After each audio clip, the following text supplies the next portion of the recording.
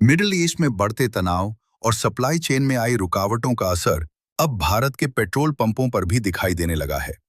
देश की प्रमुख प्राइवेट कंपनी रिलायंस इंडस्ट्रीज ने अपने फ्यूल स्टेशनों पर बिक्री सीमित करने के संकेत दिए हैं।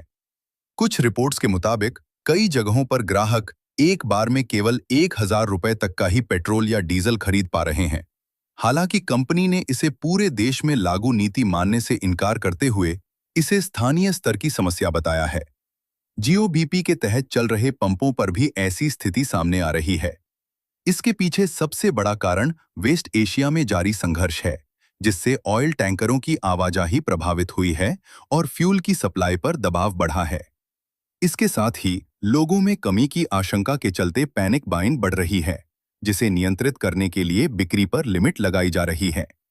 अंतर्राष्ट्रीय बाजार में कच्चे तेल की कीमतों में लगातार बढ़ोतरी हो रही है, लेकिन भारत में रिटेल फ्यूल प्राइस उसी अनुपात में नहीं बढ़े हैं, जिससे कंपनियों को नुकसान झेलना पड़ रहा है।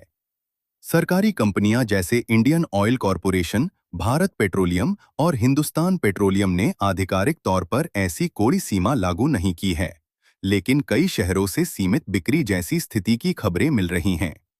भारत के लिए यह स्थिति चिंताजनक है, क्योंकि देश अपनी जरूरत का अधिकांश कच्चा तेल आयात करता है और मिडिल ईस्ट में किसी भी तरह की बाधा सीधे उसकी ऊर्जा सुरक्षा को प्रभावित करती है। स्थिति और जटिल तब हो गई जब डोनाल्ड ट्रंप द्वारा घोषित सीजफायर के बावजूद क्षेत्र में पूरी तरह शांति स्थापित नहीं हो पाई। ईरान और इजराइल ने इस पर सहमति जताई, लेकिन लेबनान को इसमें शामिल न किए जाने और बाद में हुए हमलों ने हालात फिर बिगाड़ दिए। इसके कारण अहम समुद्री मार्ग प्रभावित हुए, जिससे तेल की सप्लाई बाधित हुई और कीमतों में उछाल आया। ऐसे हालात में आने वाले दिनों में फ्यूल सप्लाई और कीमतों पर और दबाव बढ़ने की संभावना बनी हुई है।